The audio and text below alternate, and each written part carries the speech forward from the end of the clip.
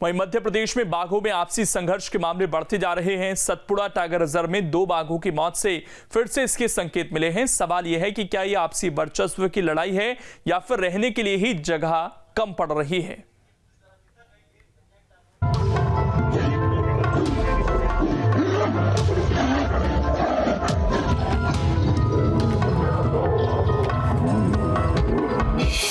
बाघों में बढ़ रहा आपसी टकराव, रहने के लिए जगह का है अभाव।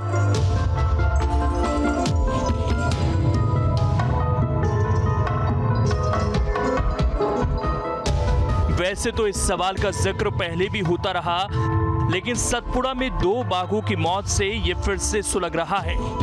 दोनों बाघों के शरीर पर चोट के निशान पाए गए हैं। ऐसे में आशंका जताई जा रही है कि आपसी संघर्ष में उनकी मौत हुई हो। अगर इस बात में दम है तो सवाल यह है कि आखिर आपसी टकराव क्यों हो रहा है। तो दरअसल मध्य प्रदेश में बाघों की संख्या बढ़ी है, घने वन कम होते जा रहे हैं, कोर एरिया में कमी आती जा रही है, बफर जोन का दायरा बढ़ता जा रहा है। मूवमेंट करने पर बाघ बफर जोन में आ जाते हैं, इससे उनकी जान को खतरा रहता है। जंगलों में रहने की जगह कम पड़ रही है। एक बाघ की टेरिटरी करीब 20 वर्ग किलोमीटर होती है। युवा नर बाघ 60 वर्ग किलोमीटर तक अपना अधिकार रखते हैं। कोई दूसरा बाघ टेरिटरी में जाता है तो बाघों में आपसी संघर्ष की नौबत आती है। आंकड़े बताते हैं कि प्रदेश में 2 दिन में 3 बाघों की मौत हुई है। 3 महीने में 12 की मौत हुई। बाघों की मौत के मामले में प्रदेश नंबर 1 है।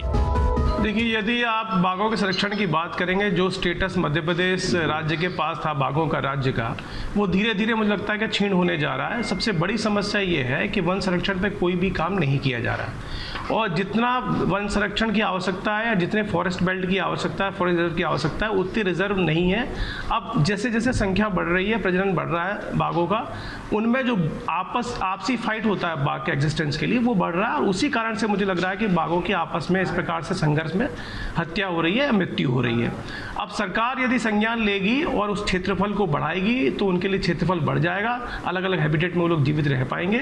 और सरकार को ये संज्ञान लेना है कि अपने नेशनल पार्क्स का अच्छे से संरक्षण करे और साथ ही साथ उसका क्षेत्रफल भी बढ़ाए। ठीक है, सरकार सचेत है इस मामले में और निरंतर प्रयास कर रही है। अब लेकिन ये जानवर हैं, जानवरों की अपनी टेरिटरी अपनी इच्छा के अनुसार होती है। लेकिन ये बात सही है कि सरकार को जो क्षेत्र है, जो फॉरेस्ट का क्षेत्र है, उसको बढ़ाना चाहिए और उसमें निरंतर प्रयास कर रहे हैं। मैं समझता हूँ कि अब ये घटना जो हुई है उससे सरकार और ज़्यादा सचेत होगी और निश्चय ही इस क्षेत्र को बढ़ावा मिलेगा। अब सवाल है कि आखिर आपसी टकराव रोकने के लिए क्या करना होगा।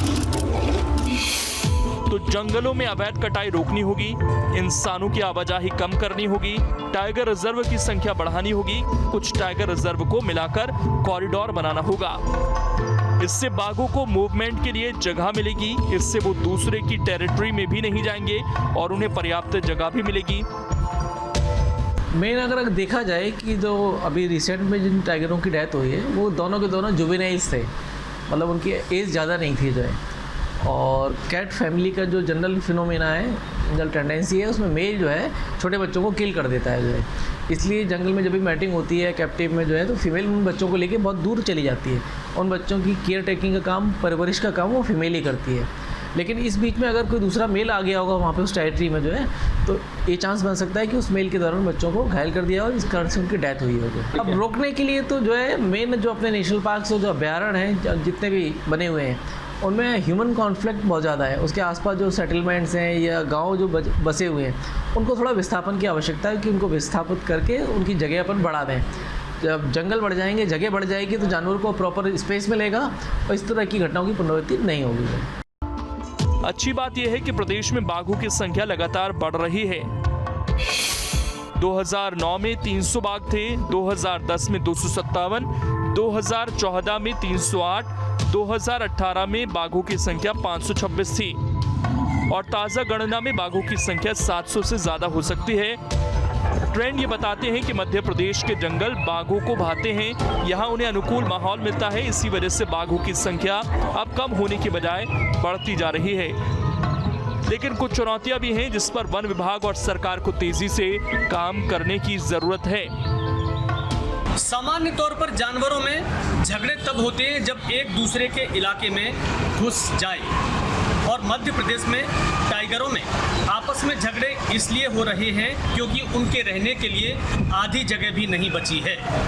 अगर इसी तरह प्रदेश के टाइगर स्टेट के बाघ आपस में लड़कर मरते रहे तो मध्य प्रदेश का टाइगर स्टेट का दर्जा खतरे में पड़ सकता है। इसलिए ये तमगा बचाए रखने के लिए सरकार को अब प्रदेश का वन्य क्षेत्र बढ़ाना होगा, जिससे कि टाइगर आसानी से भ्रमण कर सके और प्रदेश में सुरक्षित रह सके।